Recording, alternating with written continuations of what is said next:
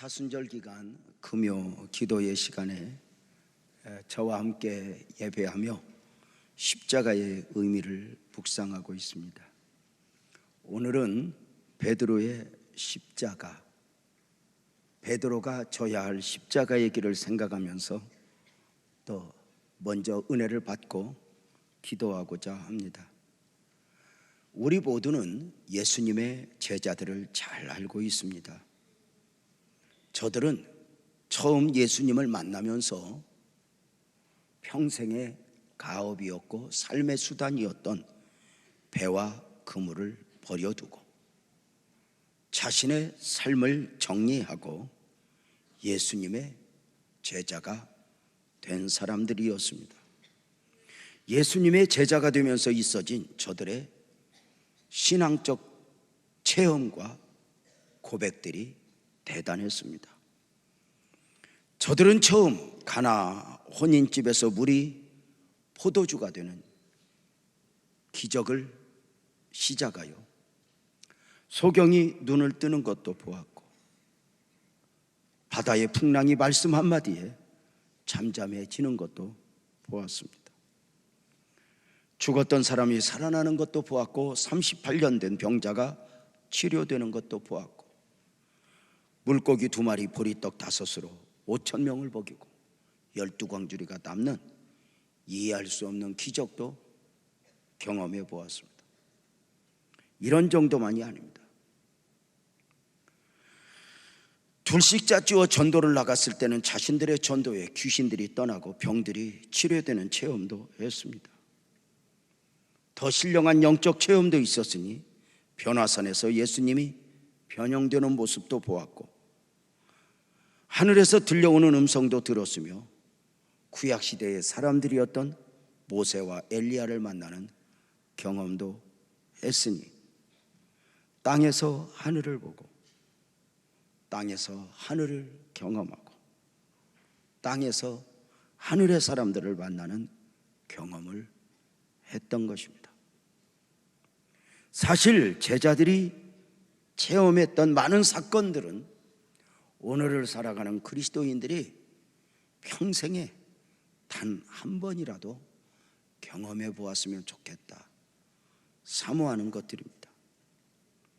이런 제자들의 체험들 말고 신앙 고백들 또한 정말 대단했으니 빌립은 주님을 만난 후 너무 감격하여 사람들에게 예수님을 소개하며 와보라 외치기도 했고 고기 잡는 사건을 통하여 베드로는 나는 죄인이로소이다 자신의 모습을 순간이지만 영적으로 보며 고백하기도 했고 주는 그리스도시요 살아계신 하나님의 아들입니다 주님을 감동케 하는 고백도 했습니다. 최고의 고백은 다 주를 버릴지라도 나만은 버리지 않겠다. 주님 가시는 곳이라면 죽는데도 가겠다 했습니다. 그러나 이러한 화려한 고백들이 신앙적 체험들이 예수님의 십자가 사건 앞에서 얼마나 초라해졌는지 우리는 잘 알고 있습니다. 안타깝게도 저들에게 있어졌던 많은 체험도 아름다운 고백들도 십자가의 예수님을 끝까지 따라가는데 아무 역할도 못했습니다. 이제 예수님은 무덤을 열고 부활하셨습니다. 부활하신 예수님은 흩어졌던 제자들을 한 제자 한 자 찾아 만나 주셨습니다. 의심하는 도마에게 못자국난 손과 발도 보여주시고 옆구리에 손을 내어보라 하시며 부활을 확증하셨습니다. 제자들은 무덤에서 살아나신 예수님을 눈으로 보고 손으로 만진 바 되었습니다. 이제는 적어도 제자들 모두가 믿음에 굳게 서서 흔들리지 않아야 할 것 같았습니다. 그런데 오늘 말씀은 우리에게 충격을 주고 있습니다. 예수님이 말씀하셨던 대로 무덤을 열고 부활하셨음을 눈으로 보고 손으로 만지고 했던 제자들이 예수님을 떠나 과거의 삶의 현장으로 떠나는 것입니다. 요한복음 21장 3절에서 그렇게 말하고 있죠. 시몬 베드로가 나는 물고기 잡으러 가겠다 했더니 그들이 우리도 함께 갈 거야 하고 따라갔다고 말입니다. 예수님을 떠나는 제자들의 모습이 안타까운 이유가 무엇입니까? 놀랍게도 제자들이 예수님을 떠날 때는 예수님이 부활하기 전 십자가의 처절한 고난 가운데서가 아니라 부활하고 나서 부활하신 예수님을 눈으로 보고 손으로 만진 바 뒤였지만 저들은 떠나고 말았습니다. 지금 제자들이 예수님을 떠나 고기 잡으러 가겠다는 것은 단순히 즐기기 위함이 아닙니다. 이것은 옛날 직업 3년 반 전에 예수님을 만나면서 버려두었던 배와 그물로 다시 찾아가는 것이니 이것은 부활하신 예수님을 포기하는 것이요, 많은 영적인 것들을 포기하는 것이요, 제자됨의 축복도 포기하는 것이요, 많은 것들을 놓아버리는 것입니다.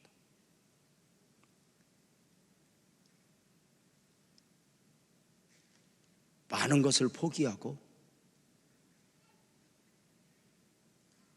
제자로의 삶을 선택했던 저들이 이제 더 많은 것을 포기하고 과거로 돌아가는 것입니다.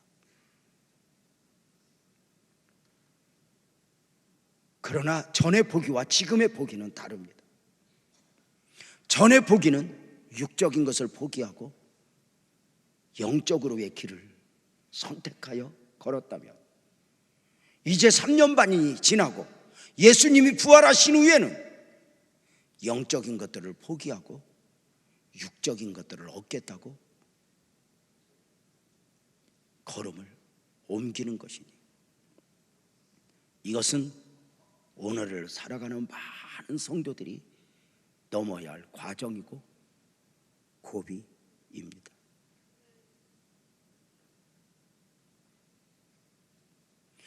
처음에는 육적인 것들을 포기하고 영적인 것을 얻기 위하여 방향을 잡았습니다.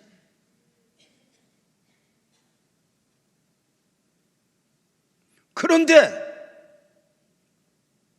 그렇게 영적인 것을 얻겠다고 주님과 함께 살아가던 저들이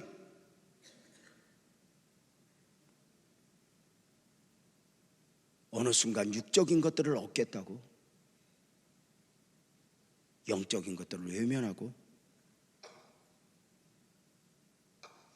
과거로 돌아가는 것입니다.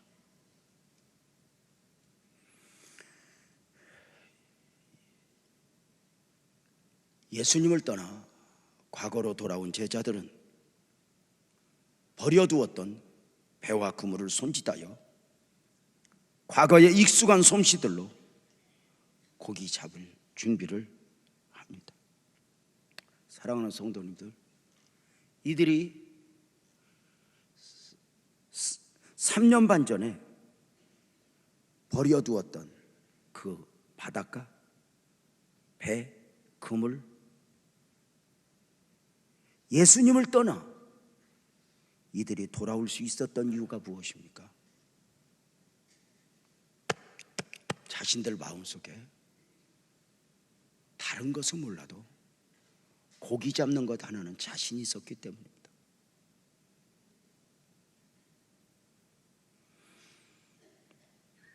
예수님을 지금 3년 반 동안 따라다녔지만,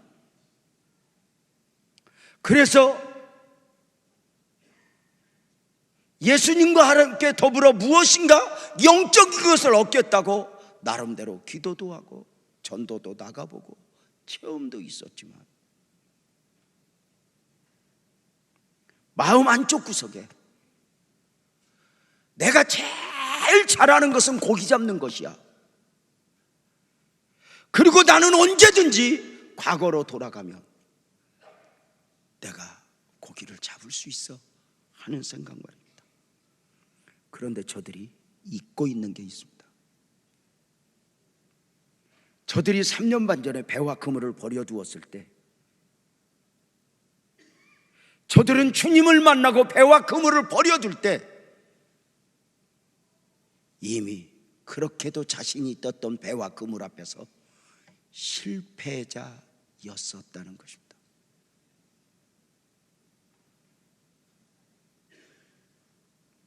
3년 반 전에 바다에서, 그렇게 자신 있던 바다에서, 세상에서 밤이 맞도록 고기를 잡았지만 한 마리도 잡지 못한 가운데 처절한 실패자의 모습으로 주님을 만났던 것입니다. 그런데 어느 순간 과거의 환상은, 그 실패였던 기억은 잊은 채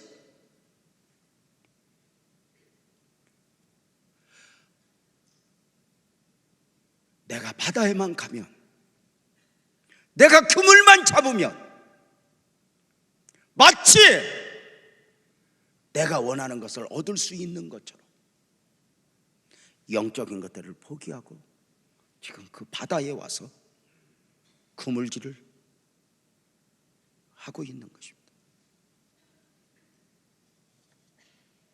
아직도 바다가, 아직도 세상이 내가 지금 적당한 선에 등을 돌리고 있어서이지, 내가 가기만 하면 내가 원하는 것을 얻을 수 있다고 생각하는 것입니다. 이런 환상에 젖어 오늘 또 많은 성도들이 예수 안에 있다가, 은혜 안에 있다가 그렇게 은혜를 사모했던 만큼이나 과거에 무엇인가를 얻겠다고 세상의 마음을 두고 살아가는 사람들이 많이 있습니다. 그러나 분명한 게 있습니다. 바다라면 자신이 있었다. 이미 과거에 나에게 처절한 실패, 아픔을 경험케 했던 것입니다. 그런데 마귀는 환상을 갖게 합니다. 광야 이스라엘 백성들 보십시오. 광야 이스라엘 백성들은 고비만 만나면 모세야 우리를 죽이려고 데리고 나왔느냐, 우리는 애굽으로 가겠다 이야기합니다.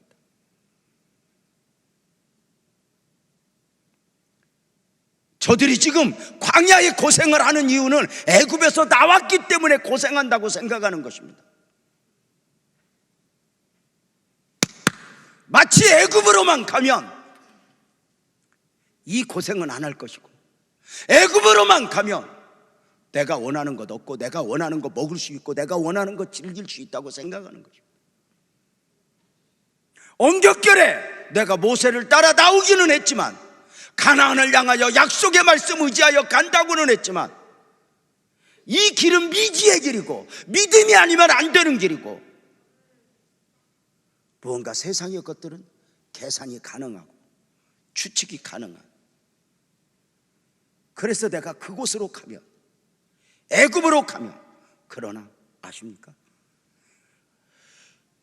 출애굽한 이스라엘 백성들은 출애굽하는 순간, 홍해를 건너는 순간 저들이 자신을 어떻게 생각하든 애굽과 상관없는 사람들이어야 했다는 것입니다. 무엇보다도 저들이 처음 출애굽할 때 어떤 상황에서 저들이 출애굽했습니까? 우리를 구해 주시오 했던 사람, 바로의 억압 앞에서 벽돌을 구우며 처절한 삶을 살아가던 저들이 얼마나 고통스러웠는지, 아브라함의 하나님, 이삭의 하나님, 야곱의 하나님, 과거 우리 조상의 하나님, 우리에게 아무것도 못 해주셨던 그 하나님, 우리를 구해 주시오. 그 애굽의 처절함 속에서 출애굽했으니 사실은 저들이 광야에서 아무리 힘들어도 애굽은 끔찍하게 여겨야 했습니다.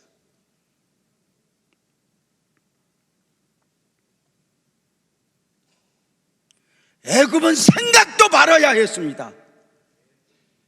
그런데 지금 저들이 광야에서 애굽을 그리워하는 것입니다. 애굽으로만 가면. 이런 사고에 젖어 있으니 가나안 여정길이 고생이라 여기는 것입니다. 애굽은 환상입니다. 절대로 홍해를 건너는 순간 갈 수 없습니다. 가서도 안 되고 갈 수 있어서도 안 됩니다. 그런데 저들은 애굽을 그리워합니다. 애굽으로 가면 먹고 싶은 고기, 먹고 싶은 부추, 육적인 욕망을 채울 수 있다고 생각하는 것입니다.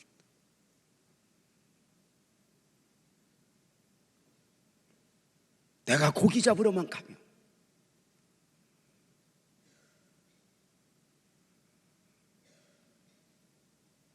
내가 지금 이렇게 예수를 믿느라 그렇지, 예수만 지금 안 받으면 내가 지금 세상에 가서 한몫 잡을 수 있다. 지난번 대구에 가서 집회를 하는데 저를 운전해 주면서 섬겨주는 분이 그렇게 말하더라고요. 아유 목사님, 내가 요새 이렇게 눈에 뭐가 보이는데요, 하나님이 나 잠깐만 도와주면 제가 지금 큰 돈을 벌 텐데 지금 하나님한테 매여서, 그래서 참 하나님 때문에 돈 못 버느라고 애쓴다 등신아. 근데 이게 제가 등신이라 제가 웃으면서 지금 했지만 그 사람에게 어떻게 그렇게 말을 했겠습니까? 근데 그 사람이 사실은 저에게 말을 표현했을 뿐이지 우리들도 그렇게 생각하는 것입니다. 내가 11조만 안 했으면, 내가 감사만 안 하면, 그때 헌금만 안 했으면. 여러분, 헌금 안 하고 품에 안아두면 살림 좀 나아집니까? 하나님 앞에 드릴 돈 안 드리고 두면은 여러분 뭐 빌딩 살 수 있고 여러분 그거 세상으로 갈 건 하나님이 이렇게 하나님이 받는 겁니다. 그러니까 뭐 많이 드린 사람은 절대 교만하면 안 돼요. 어차피 저쪽에 쓸 거 이쪽으로 하나님이 받아가셨으니 명분이라도 있지. 왜 이쪽은 하면 안 해? 여러분의 계산법이 무엇인지 모르지만 지금까지 살아온 거 보면 몰라. 드려야 될 것 안 드리고 이렇게 두었다가 살림 좀 나아졌어. 여러분, 내가 이렇게 예수 믿느라고, 내가 이렇게 고기를 잡으러만 가면, 내가 과거로 가서 실컷해야 여러분, 아이고 내가 예수 안 믿으면 장사라도 뭐 주일날 안 쉬고, 주일날 안 쉬고 해봐 다 몸뚱아리만 병나지. 요새는 예수 안 믿는 사람도 주일날 쉬어. 아니요? 아니요. 여러분, 우리 아내하고 이렇게 누가 인도했나? 저 식당에 갔더니 오후 3시까지밖에 장사 안 해. 식당이. 내가 뭐하러 저녁까지 장사하면서 몸 망가지냐? 그러니까 저녁을 먹으러 올 사람들이 또 3시 전에 와서 퍼먹고 가니까. 여러분, 내가 아는 냉면집은 4월달부터 9월달까지 10월달까지 딱 장사하고 나머지는 문 닫아. 뭐하러 그렇게 바둥대고 다니? 예수 안 믿어?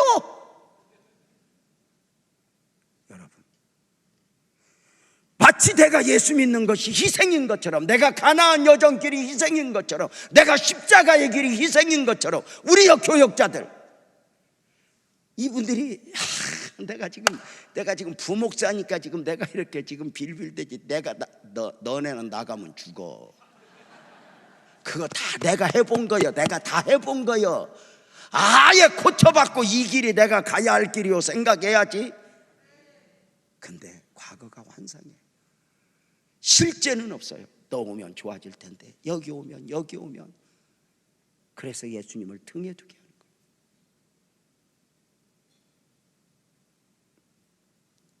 다 그렇게 갔다가 유호승 목사도 돌아왔고, 그렇게 갔다 황정복도 돌아왔고, 내가 볼 때 아직 위험인물이 아직도 한 명은 있는 것 같아요.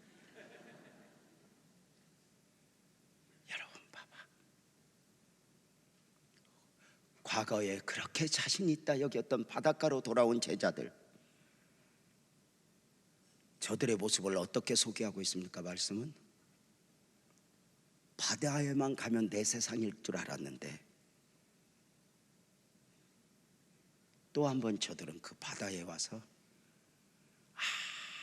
아무것도 잡지 못한 가운데 또 한 번의 실패자가 되어 있는 거예요. 21장 3절이죠. 다시 보면 그날 밤에 아무것도 잡지 못했다. 배에 올랐으나 사업을 시작했으나 돈을 벌겠다 했으나 아무것도 잡지 못했다. 그 영적인 것들을 보기만 하면 내가 이런 육적인 것들을 얻을 수 있다고 생각했는데 또 한 번의 실패자. 그 실패를 재현하고 있는 거예요. 안타깝게도 지금 저들은 얻을 수 없는 것들을 얻겠다고 그 영적인 소중한 가치들을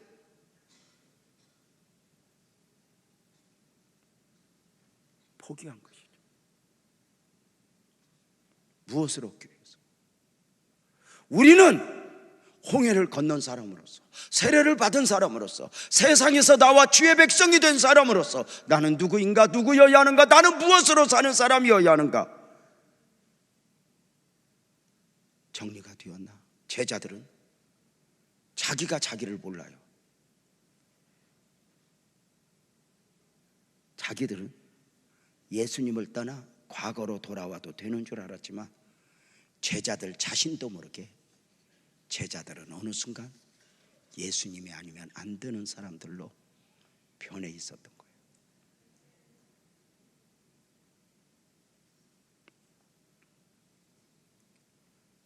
주님이 아니면 안 되는 사람들로 변해 있었던 거예요.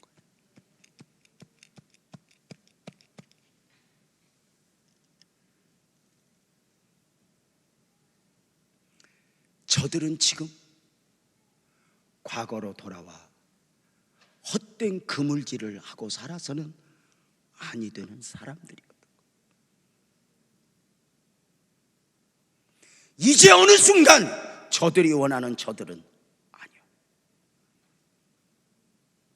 내가 사는 것은 내가 사는 것이 아니요 내 안에 예수께서 사신 것이라. 내 안에 내 삶에 예수가 들어온 후에는 내가 원하는 나는 의미가 없었던 거예요. 저들은 나 같은 거 믿음 없어, 나 같은 거 별로 없어, 나 성질 내는 거 봐. 그럼에도 불구하고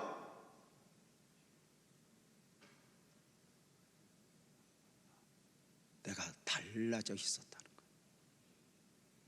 어느 순간 세상에 가서 즐겨봐도 몸뚱아리는 즐기는데 영혼은 기뻐하실 수 없는 사람.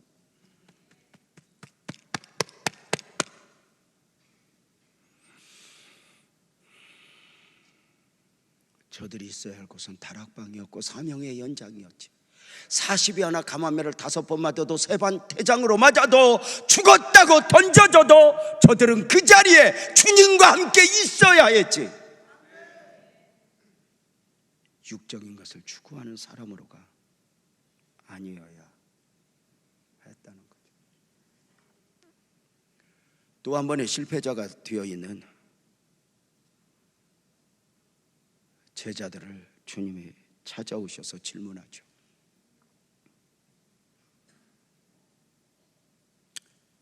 제자들은 예수님을 버렸지만 예수님은 제자들을 버리지 않은 거죠. 제자들은 예수님을 포기했지만 예수님은 제자들을 포기하지 않은 것이죠. 신앙도 사명도 내가 제법 심지가 견고하여 주님 붙들고 놓지 않은 것 같지만 아닙니다. 동의하면 아멘합시다. 주님이 우리를 포기하지 않는, 주님이 우리를 놓아버리지 않는 것입니다. 이게 원리입니다. 인간의 죄성은 수없이 주님에게서 떠나려고 하는 죄성을 가지고 있습니다. 주님에게 적당한 거리를 유지하려고 하는 그 죄성이 있습니다. 그런데 주님이 나를 포기하죠.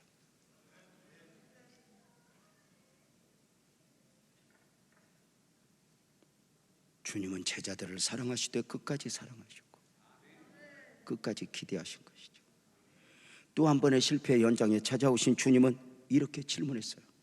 너희에게 고기가 있니? 몰라서 묻는 질문이 아니죠.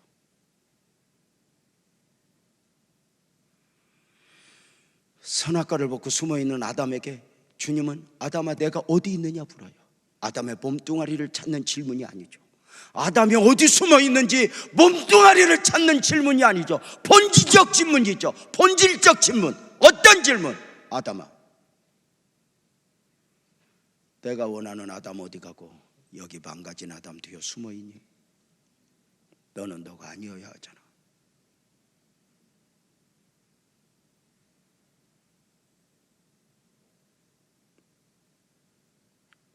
너가 아니어야 하는 걸 알기에 네가 지금 숨어 있는 거 아니니?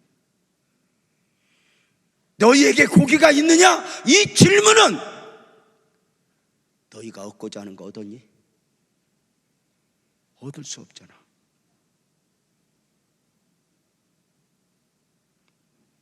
영적인 거 포기하고 육적인 거 얻겠다고 말하지만 사실은 헛된 씨름을 하고 있는 것이었죠. 여기서 우리는 한 가지 원리를 발견해요. 이 헛된 씨름이 얼마나 축복인가. 내가 얻고자 하는 걸 얻을 수 없었다는 것이 얼마나 그 축복인가. 왜요? 왜 얻을 수 없었다는 것이 축복이에요? 만약에 이들이 원하는 대로 고기를 잡았다면, 원하는 대로 얻었다면 평생에 이들은 주님이 주님 될 수 없었죠. 여러분, 원리죠.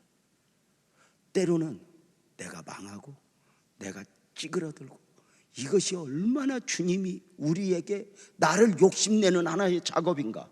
여러분, 이런 말씀 종종 드렸죠. 탕자가 아버지 곁을 떠나서 완전히 망해서 쥐염 열매를 먹어야 할 정도로 거지가 되었기에 복이지, 만약에 탕자가 아버지 곁을 떠나서 빌딩을 지었더라면, 대박을 쳤더라면 그 보여지는 축복은 저주입니다. 왜요? 아버지 없어도 되니까.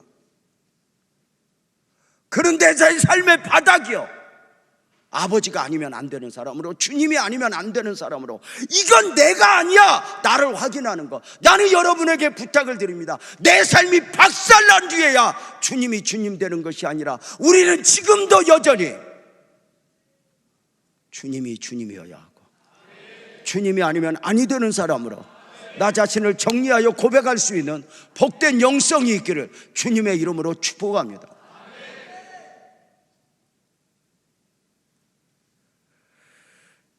여러분, 내가 얻고자 하는 거 무엇을 얻어야 복이에요? 오늘 새벽에 우리 성도들하고 함께 예배하면서 나눴던 은혜들이 있어요. 무엇이었냐면 모자람, 부족함. 그 모자람 가운데, 부족함 가운데 살아가는 것이 어쩌면 우리에게 축복이라고. 내가 원하는 것이 풍성하고 돈도 내가 너무 넘쳐서 쓸 만큼 다 쓰고, 무엇이라도 사고 무엇이라도 먹고 무엇이라도 입을 수 있을 만큼 풍성해지면 축복일 것 같아도 그 순간부터 입맛이 없어지고, 그 순간부터 재밌는 것이 없어지고, 그 순간부터는 그 이상의 것을 추구하니 마약을 추구하는 거예요. 그래서 연예인들이, 부자들이, 여러분 지금 우리가 모자라니까 이것도 써야 되고 저것도 써야 되니까 모자란 데서 칼국수 먹으니까 맛있지. 뭐라도 먹을 수 있을 만큼 넉넉하면 입맛이 없어. 그래서 20만 원짜리 30만 원짜리 먹어도 맛이 없어. 만족이 없어. 옷도 바들바들 떨면서 10,000원 깎아 2만 원 깎아. 그래서 그거 사니까 귀하지. 쇼핑백 10개를 들고 다닐 정도로 사고 싶은 대로 백화점 싹쓸이를 해갖고 오는 사람이 와서 탁 던지고 열어보긴 하는 것 같아. 살 수 없으니까 행복한 거야. 집에 밍크가 있는데도 다른 사람이 밍크 있는 걸 보고 그걸 미쳐서 샀는데 그의 겨울은 따뜻했더라. 그래서 이제 기도를 하는 거야. 추워지게 하옵소서. 세상이 이런 거 아니야. 여러분, 성경에 봐요. 죄송해요, 오해하지 말고 들어봐. 돈 없어서 재밌는 것도 그냥 우리는 그냥 벚꽃만 봐도 재밌고 그냥 그래. 근데 돈이 너무 많고 높아진 사람들은 그런 거 보면 재미없어. 그래서 여자들을 10명 20명 데리고 술을 퍼먹어야 재밌어. 그가 검사 아니라 할아버지래도. 봐요. 무슨 뭐 엄청난 거 가지. 아이고, 돈 없어서 나는 이번에다가 대한항공 사장님 회장님 70에 돌아가시는 거 보고 내가 그래서 저분이 줄기세포를 안 맞았겠어, 뭐를 안 했겠어. 그 너머 이상해 장로님 삶은 최고인 거요. 여러분 봐요. 탕자가 망하니까 복인 거야. 아버지에게 가잖아. 내가 지금 막 뭔가 모자라니까, 기도 제목이 있으니까 이것도 은혜고 축복이고, 이 공간을 주님을 채우면서 아, 주님, 나는 주님은 아니면 안 돼요. 이게 얼마나 은혜야.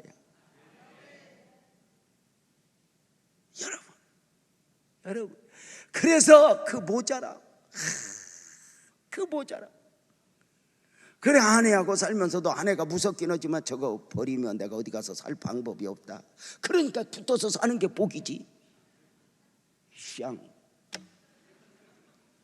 내가 나가면 너보다 이쁜 여자가 이러고 사는 게 이제 나중에 보면 저주요. 저주. 넘치고 넘치는 게 복이 아닌 거예요. 이렇게 모자라는 거. 머리는 수십하는 게다. 머리는 모자라면, 머리 모자라면 이리 넘기고 저리 넘기고 이거 쉽지 않아.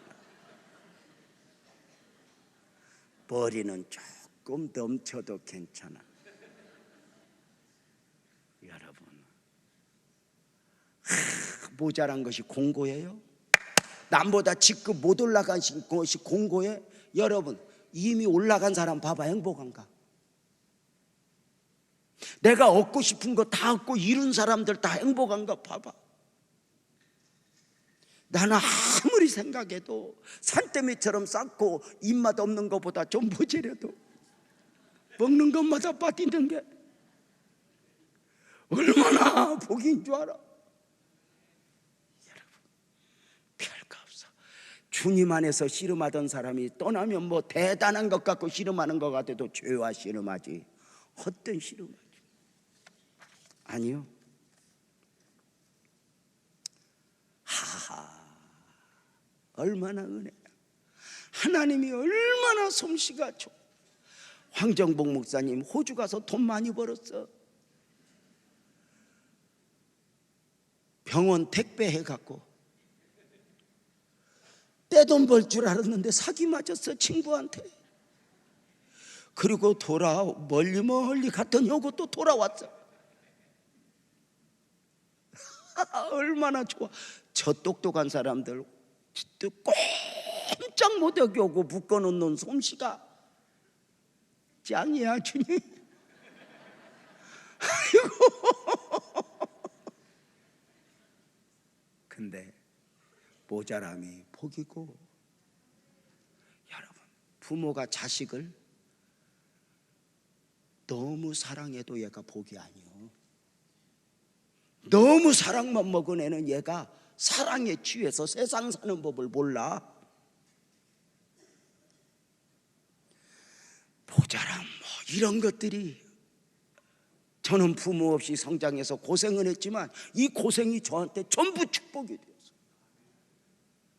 누가 고생한 사람 나와봐. 나하고 한번 나열해보게. 누가 심했나? 여러분,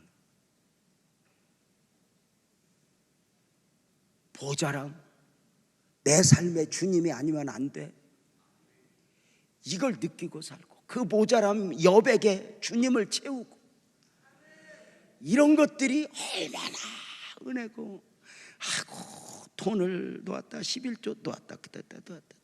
이것도 얼마나 복인 줄 알아. 때로는 돌라먹기도 하지만 돌라먹었다가 아유 씨 그러고 또 뛰고 믿음 좋아서 뛴 거 아니도 이미 조직의 쓴맛을 보니까 이렇게 돼. 이게 얼마나 띄어 먹어도 괜찮아. 어느 순간부터 간땡이가 부어갖고 살림 좀 나아져. 아니 살림 좀 나. 그래가지고 여러분 할 수 있으면 나아지면 돼.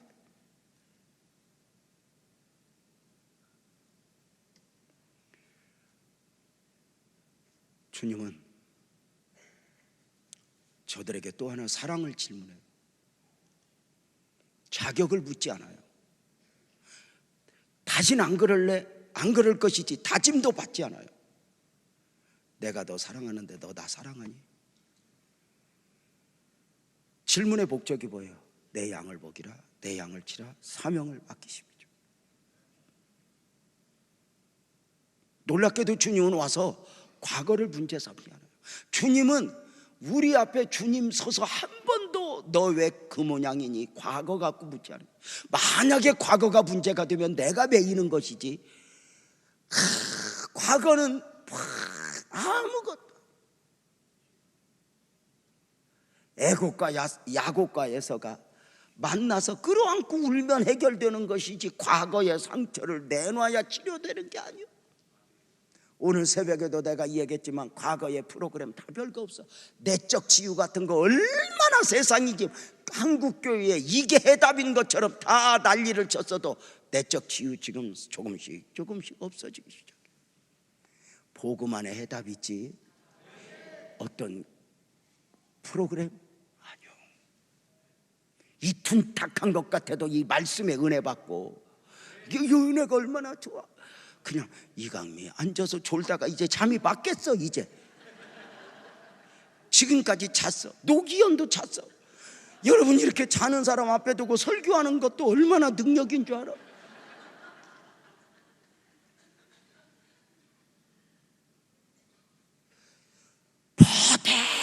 대단한 걸 얻을 것 같아도 헛된 실험하고 있는 우리에게 주님이 부르. 사랑하니? 너 얻고자 하는 거 얻었니?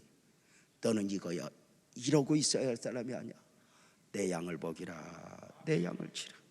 자격을 묻지 않아. 사랑을 묻어. 그러면서 특별히 베드로에게 너는 나를 따라야 한다. 특별한 말씀을 주시는데 오늘 이 밤에 제가 여러분과 함께 묵상하고 싶은 말씀이에요. 주님을 따른다. 주님 가신 길을 걷는 것이고 주님을 흉내내는 것이고,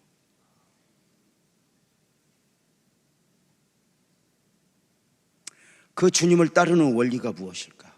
어느 순간에 내가 무엇을 원하느냐가 중요한 사람이 아니라 주님이 무엇을 원하느냐가 중요한 사람으로 가니. 요한복음 21장 8절은 말씀하고 있죠.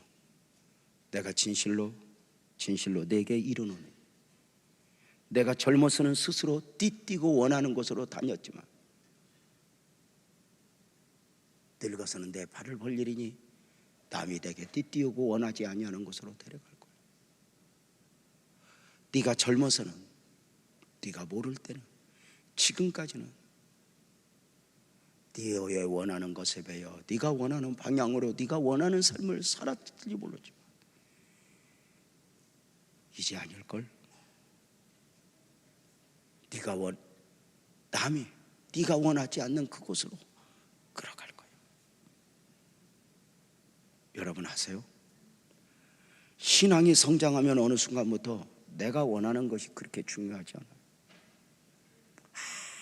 아무리 열심히 있어도 자존심에 매이고 내 고집에 매이고 내 원함에 매인 건 어린아이의 일이죠. 버려야 할 것. 바울 사도가 내가 어렸을 때는 말하는 것, 생각하는 것, 깨닫는 것이 어린아이와 같았는데 이제 장성한 사람이 되어서 어린아이의 일을 버렸다. 이렇게 말씀해요.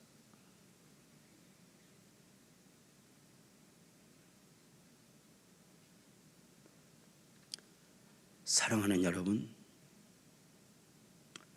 신앙이 성숙되면 내가 원하지 않는 대로, 내가 원하지 않는 방향으로 결정이 나도 바둥대지 않아. 내가 원하지 않는 결과를 수용하는 거죠. 이것이 모세였어. 미디안 광야 40년이죠. 이것이 노예 생활을 10년 하는 요셉이죠.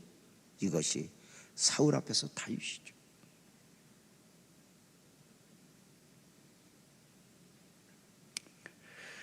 내 마음에 들지 않는 사람, 내 마음에 들지 않는 환경 앞에서 수용하는 것이죠. 믿음을 뭐라고 이야기해요? 저는 이렇게 표현해요. 수용성. 신앙의 성수, 수용성. 언젠가 제가 말씀을 드렸죠. 우리 교회 권사님 한 분이 저한테 그러더라고요. 목사님 나 예수님 만나고 예수 믿고 너무너무 좋아. 왜 그러세요 권사님? 목사님, 내가 예수님 만나기 전에는 죽만 먹어도 얹혔어. 그런데 예수 믿고는 얼마나 좋은지 닭뼈다구를 먹어도 소화가 돼야. 권사님 그 말씀 듣고 얼마나 좋았는지 당장 그날 밤에 일기를 쓰면서 이렇게 썼어. 믿음은 소화려. 무슨 말을 들어도 굴컥 삼키면 뭐 웬만한 거 먹어도. 여러분은 어떤 부분을 소화시켜요? 저는 한 가지 소화시키는 게 있어요.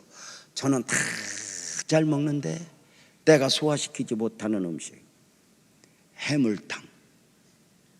저는 해물찜도 괜찮아요. 다 괜찮아요. 근데 조개 들어가고 이것저것 끓여놓은 국물 요만큼만 마시면 뱃속이 알고 배앓이를 시작해. 이게 거의 한 15년 전 20년 전에 해물탕 먹고 식중독 한번 걸렸었는데 이게 지금도 기억을 해요. 뱃속에서. 언젠가 우리 아내가 목사가 믿음도 없다고 이까지 음식 하나 믿음으로 못 먹냐고.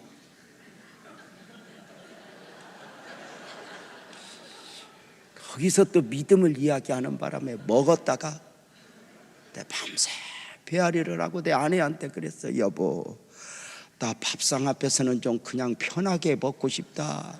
밥상 앞에서도 믿음으로 먹어야 되면 나는 너무 힘들다.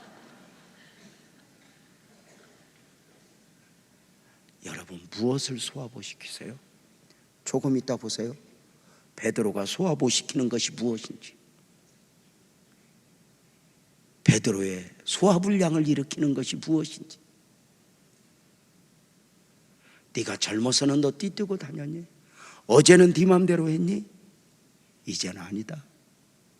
언제나 오늘을 기준으로 나는 누구이고 누구여야 하는가? 무엇인가? 내가 원하는 나에서 바둥대는 것이 아니라 그까짓 내가 원하는 나 다 십자가에 못 박아버리고 던져버리고 주님이 원하는 나로 보여지기를 원하며.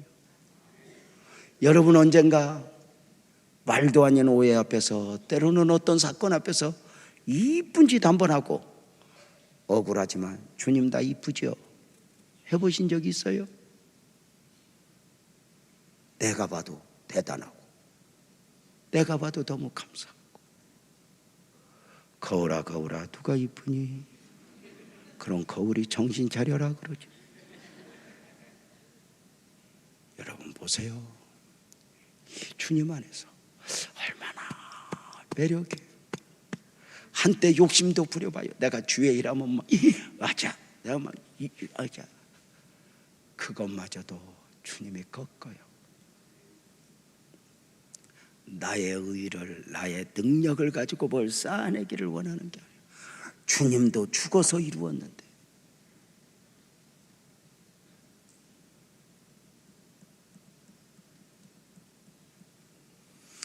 개인적으로 외람된 말씀이지만 저는 저 서울 사랑의 교회 오정현 목사님 정말 그 엄청난 성전 지어놓고 온갖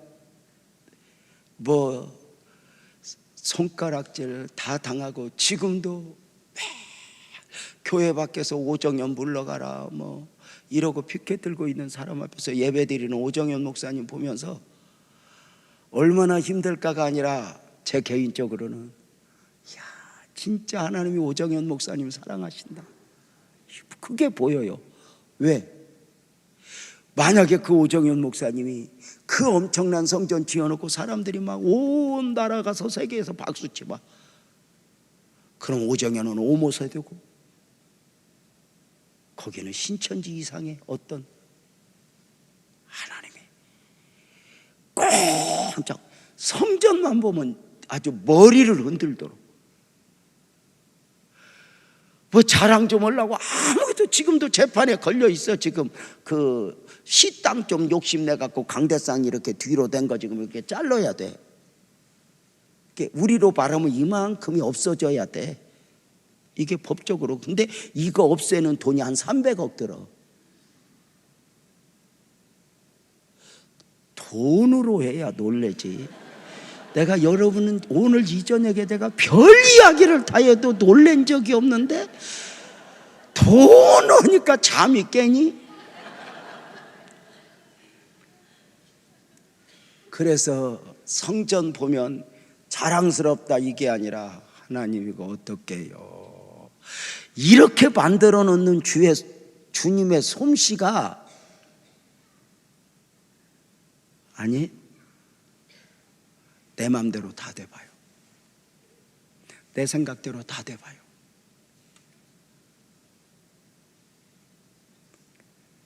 주님이 이렇게 말해요. 너 그래서 늙어서는 네 팔을 벌릴 거야. 물론 네가 원하는 대로 되지 않는다 이 뜻일 수도 있지만, 또 하나 담긴 뜻을, 주님이 말씀하신 이 복합적 요소에 대하여 19절은 또 하나 이렇게 설명을 해요. 이렇게 네 팔을 벌릴 거야, 이렇게 말씀하시면 베드로가 나중에 어떠한 죽음으로 하나님께 영광을 돌릴 것을 가르쳐 줍니다. 이 말씀을 하시고 베드로야 나를 따르라 이렇게 말씀하시죠. 주님은 베드로의 마지막을 예언하여 말씀하시고 계시니 순교자적 죽음이죠. 주님이 언젠가 제자들에게 이렇게 물으신 적이 있어요. 엉뚱한 것을 욕심내는 제자들에게, 영광을 구하는 제자들에게, 너희가 나의 마시려는 잔을 마실 수 있겠니? 그때 제자들이 마실 수 있습니다 이렇게 말했어요. 근데 그 잔이 십자가의 잔이었던 걸 몰라요. 원래 이렇게 모르고 대답하다 다 곱기는 거예요. 이 길이 무슨 길인지 모르고 목사 되겠다고 해다가 곱기였고, 이렇게 다 곱긴 거예요 이렇게. 지금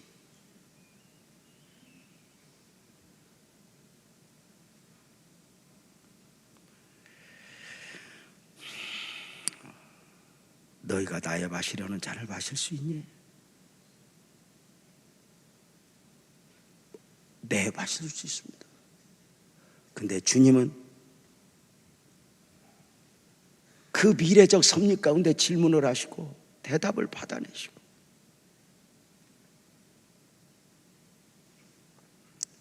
놀랍게도 주님은 베드로에게 순교적 죽음, 그것을 예언하고 계세요. 근데 놀라운 것은 무엇이었냐면, 이것이 순교는 저주가 아니라 영광이었다. 여러분, 사람은 죽어요. 반드시 죽습니다. 지금 우리는 살아서 일찍 죽냐 늦게 죽냐가 숙제죠. 역사는 어떻게 죽었느냐가 최고의 가치입니다. 일찍 죽었느냐 늦게 죽었느냐는 아닙니다. 우리는 얼마 전에 손양원 목사님 삼부자 묘소에 갔다 왔습니다. 학생 때 순교한 두 아들.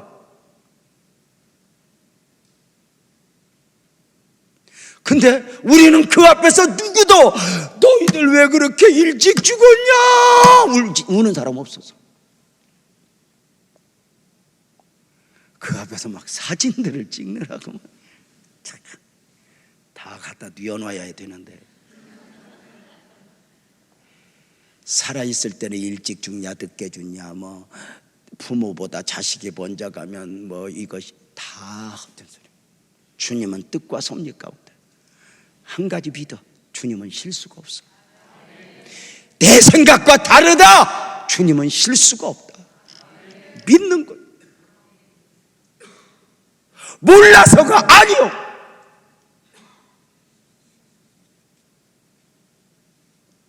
우리가 처음에 성전 지을 때 땅을 잃어버렸을 때 주님 앞에 기도한 게 있어요.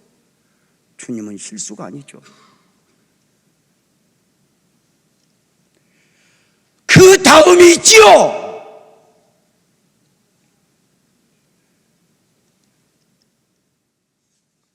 여러분 보세요. 나중에 보면 역사는 누가 몇 살까지 살았냐, 오래 살았다, 늦게 살았다, 이걸 축복과 저주로 보는 게 아니었어요. 어떻게 죽었느냐, 결국 인생은 죽어요. 그런데 주님 영광 위하여 십자가의 죽음, 이것이 영광 아니에요. 이것이 어차피 죽어.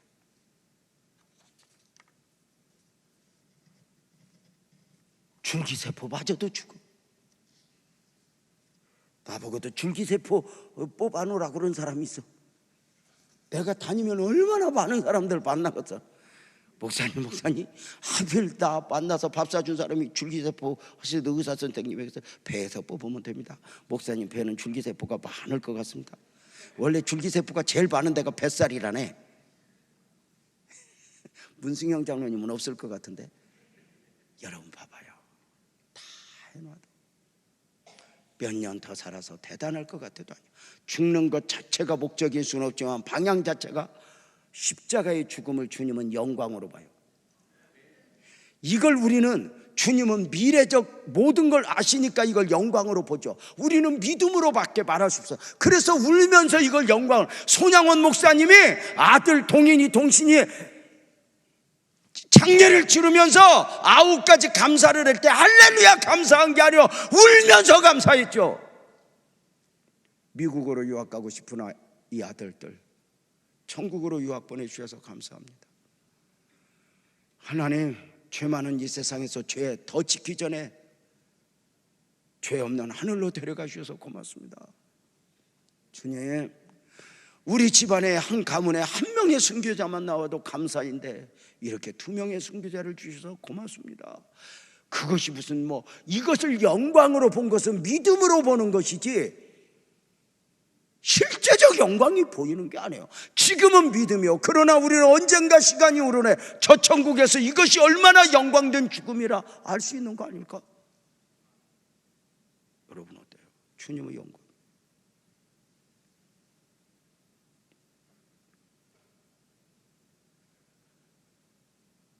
이제 베드로는 자기 십자가를 지고 이제 주님을 따르는 고비가 있죠. 그 길이 많은 게 있지만 결국은 그 고비는 내 안에 있는 것 같아요. 아까 제가 조금 전에 그랬죠. 베드로가 소화 못 시키는 것이 있었다고. 십자가의 영광을 안고 살아가면서도. 근데 주님이 베드로에게 너는 나를 따르라, 네 팔을 벌릴까 했대. 베드로가 알아들었어요. 100%는 알아듣지 못했을 것 같아도 하여튼 분명한 건 이건 깊은 뜻이 있다. 내가 3년 반 동안 따라다니면서 저 양반한테 들은 게 있는데 이 안에는 깊은 뜻이 있다. 이거 묘한 것인데 이거 알아들었어요. 그 사이에 궁금증이 생겼어요. 뭐냐? 베드로한테 언제나 소화불량을 일으키는 요한, 라이벌, 이렇게 불어요. 쟤는요. 나는 이렇게 죽으면 쟤는요, 이렇게 불어. 이게 무슨 말인지 아시죠?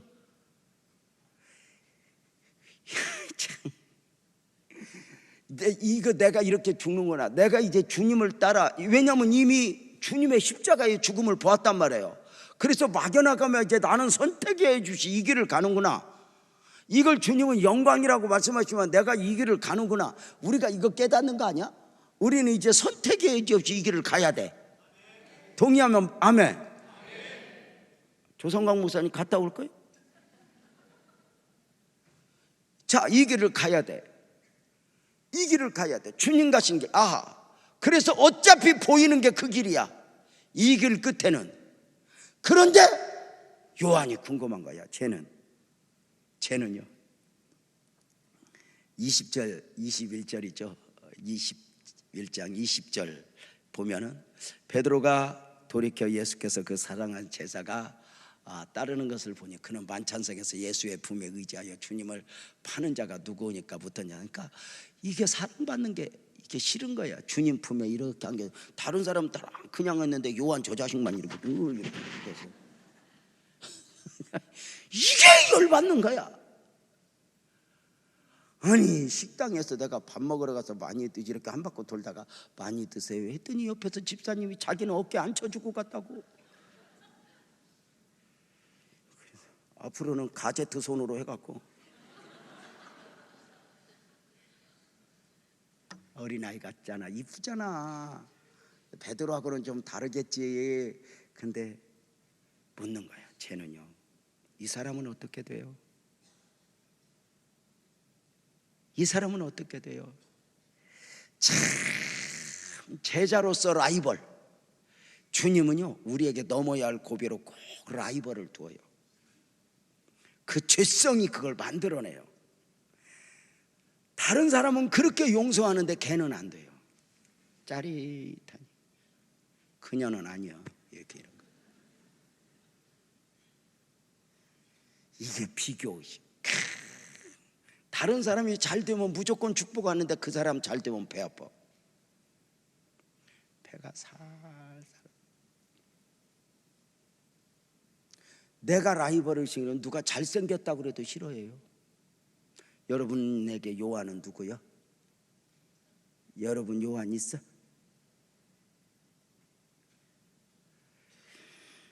고개를 숙이면 어떡하자는 거예요. 신앙이 뭐예요? 주님이 그래요. 내가 저를 그냥 둔들 너에게 무슨 상관이냐. 신앙은 나와 주님이지 누구가 아니야. 누구는 여기서 아니야. 나와 주님이야. 다 나를 살피고 오면 나 때문에 오고 나 때문에 울고 나 때문에 드려. 다른 사람 아니야. 우리 주님이야. 주님. 여러분 참 성도들의 안타까움은 하나님을 믿고 하나님을 예배하면서도 이 안에 죄성으로 누군가를 담고 살아가요. 나는 이번 그 고난 주간에 누군가 그 담고 있는 요한이 싹 소화가 돼갖고 없어지면 좋겠어. 그 안에 예수님 담고 다 같이 아멘. 근데 이게 성령의 은혜여야 가능하죠. 그래서 여러분 마가 요한의 다락방 사건이 있은 후에 제일 먼저 나오는 거지 뭐죠? 기도 시간에 요 베드로와 요한이 성전에 올라가다 이런 그 안진뱅이를 일으키는 사건을 볼 때 와, 하나님의 은혜가 대단한 게, 성령의 은혜가 대단한 게 이 라이벌을 동지로 만들잖아. 함께. 그 베드로가 참 신기한 게 있잖아요. 다른 제자는 궁금해 안 궁금해? 몰라? 다른 제자는 하나도 안 궁금해. 저 예수님 옆에서 알랑방구 끼던 저, 아니 내 비속어가 나오냐? 하여튼 가만 궁금해. 우리 안에 넘어야 할 고비.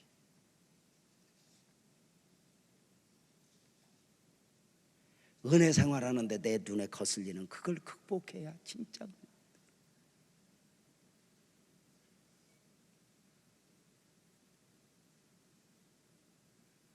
여러분 이제 베드로의 십자가를 정리하고 이제 함께 찬송도 하고 기도도 하고 싶네요. 주님이 말씀하셨던 베드로의 순교에 대해서는 외경으로 분류하고 있는 베드로행전 35장에 잘 나와 있어요. 베드로가 어떻게 순교했는가. 특별히 영화로도 제작이 되었는데 아시죠? 먼저 이 베드로에 대해서는 생키에비치가 쓴 소설 코바디스에서 잘 표현되고 있고 이것이 영화화 되어 있죠. 베드로의 순교 장면을 소설은, 영화는 이렇게 소개해요. 베드로의 사역 말년에 로마는 기독교인의 박해가 최고조에 다다르게 돼요. 당시 네로는 로마 황제 네로는 광기에 놀아나 기독교인들을 로마 원형극장에 몰아넣고 사자의 밥이 되기도 하고, 때로는 마차에 사지를 달아 찢어 죽이기도 하고, 뭐 십자가에 달아 죽이는 정도는 가벼울 정도로 엄청난 핍박이에요. 이때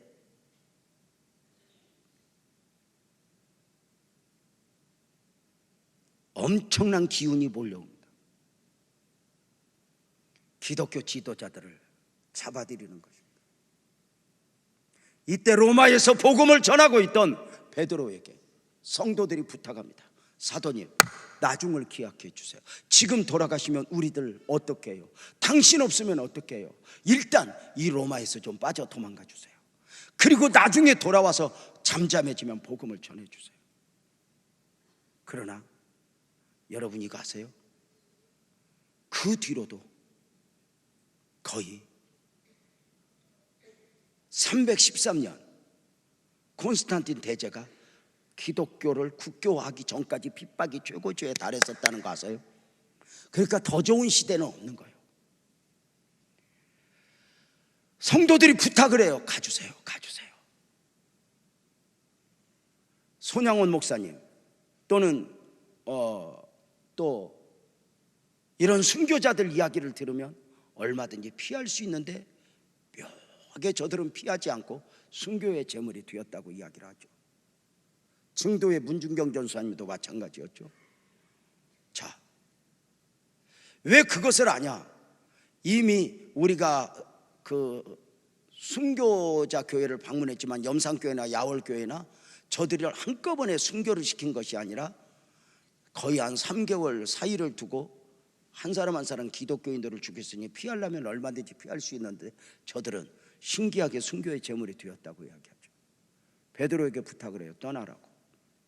베드로가 성도들의 건의를 받아서 떠나요. 그래서 로마를 등에 두고 멀리 밤에 떠나 갈 때 환상 가운데 주님이 나타나요. 주님이 이렇게 물어요. 시몬아, 내가 지금 어디로 가느냐? 이때 베드로가 상황을 설명해요. 지금 로마의 핍박이 거대하여 복음을 전할 상황이 좋지 않아 우선 성도들과 합의하여 일단 피하기로 하고 지금 제가 로마를 떠나고 있습니다. 이때 주님이 그 환상 가운데 슬픈 눈물을 흘리며 떠나는 베드로를 두고 로마를 향하여 주님이 걸어가셔요. 이때 베드로가 묻는 질문이 바로 이거예요.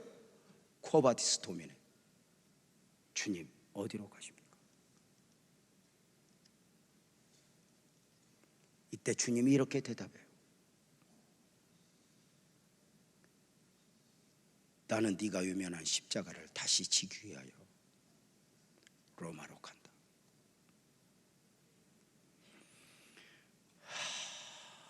그 발에 나는 지금 십자가를 등에 두어야 할 사람이 아니라 오히려 십자가의 영광의 길에 가야 할 사람이구나, 이걸 깨닫고 지팡이를 짚고 가던 베드로가 코바디스 영화 보셨나? 그 자리에서 지팡이를 탁 꽂고 착 돌아서 로마로 가는데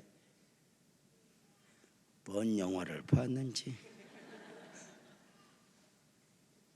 그 자리에서 꽂고 로마로 갑니다. 그리고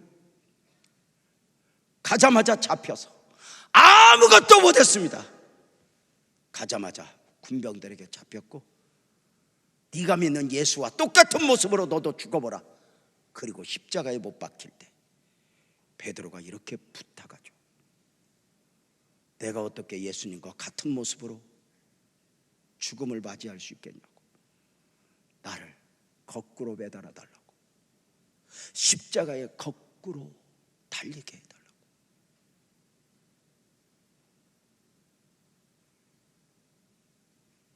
그래서 베드로는 그 십자가를 못 박힌 채 거꾸로 매달려서 죽어서야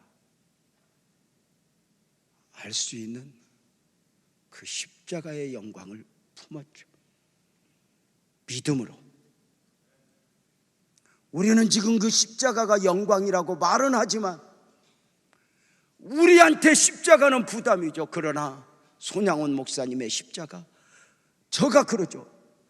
우리가 역사 속에서 몇 년 더 살고 이런 것들이 거대하고 대단한 것 같지만 역사는 어떻게 누구와 함께 죽었냐? 무엇을 품고? 십자가. 그 어떤 것도 성경은 영광이라고 말하지 않아요. 주님과 함께. 십자가는 영광이고 능력이고 축복이고 진리다. 좁은 길이죠. 순환주간 한 주간. 여러분 어떻게 하면 좀 편할까? 이거보다 좁은 길, 좁은 문 열. 나를 일부러, 그 좁은 길의 특징은 주님이 아니면 안 되는 사람. 이렇게 각오하며 또 결단하며. 근데 분명한 건 그 십자가의 영광을 아무에게나 말씀하지 않았다는 거죠. 미래적 섭리 안에서 누구나 마지막을 맞이하는 그 마지막을, 십자가의 영광을 담아 마지막을 맞게 하는 것은 주님이 베드로에게 준 축복이었죠. 자, 십자가만이 아니라 오늘 이 밤에 이렇게 정리하고 싶어요. 오늘 사랑하는 성도님들에게 있는 고난도 언젠가, 아멘 크게 봐요, 이것이 영광이 될 것이다. 우리 교회가 그랬잖아요. 우리 교회 지나온 30년 역사, 고난의 여정, 그것이 영광이 되었잖아요. 이 유재명,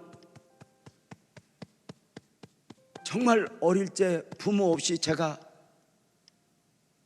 처절하게 살아가며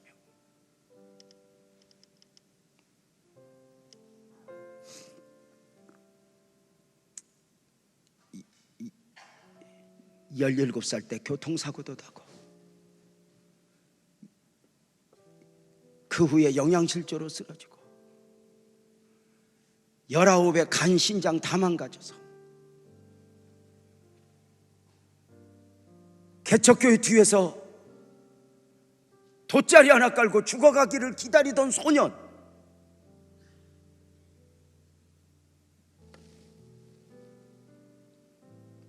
그 처절한 소년 안에 돌이켜보니 그 소년 안에 담긴 지금의 모습이 영광이기도 하지만 아니요, 돌이켜보니 그 과정이 다 영광이었다. 천국에 가서 너 어떻게 배부르게 먹다가 입맛 없고 더 누릴 것 없이 즐기다 왔냐가 아니라 네가 내 이름 가지고 처절하게 살다가 처절하게 왔구나. 그것을 영광으로 보는 눈이 우리는 천국에서 다 있을 거예요. 우리 부목사님들 저와 함께 힘내죠. 우리가 제법 대단하게 누리지는 못하죠.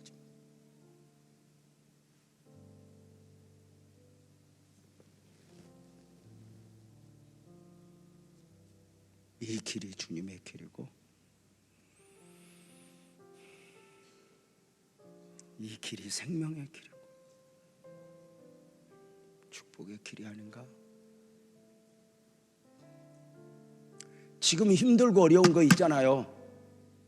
지금 여러분 감당하기 힘든 거, 여러분 감당하기 정말 힘든 게 있으면 이것이 어쩌면 영광의 옷을 입혀주는, 저는 우리 성도들 제가 많이 보잖아요.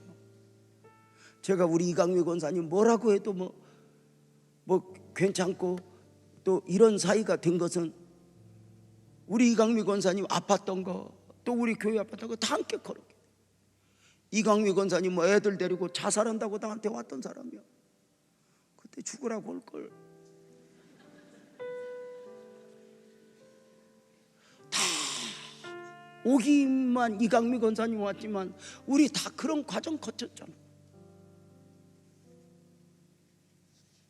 근데 그걸 딛고 무슨 뭐 대단해서가 아니라 주님 안에서 보니 그 주님과 함께 걸어왔던 그 길이 영광이었다. 이걸 주님은 미리 시간을 초월하여 보니 그 십자가의 일을 영광으로 바라는 거예요. 우리는 믿음으로. 손양원 목사님도 그 자식 그 순교에서 영광으로 말하는데 이것은 무슨 믿음으로 말했지, 눈에서는 그래서 울잖아. 우리도 힘들면 울어. 지쳐 쓰러져 도망가고 싶어. 그러나 그것이 전부가 아니니까.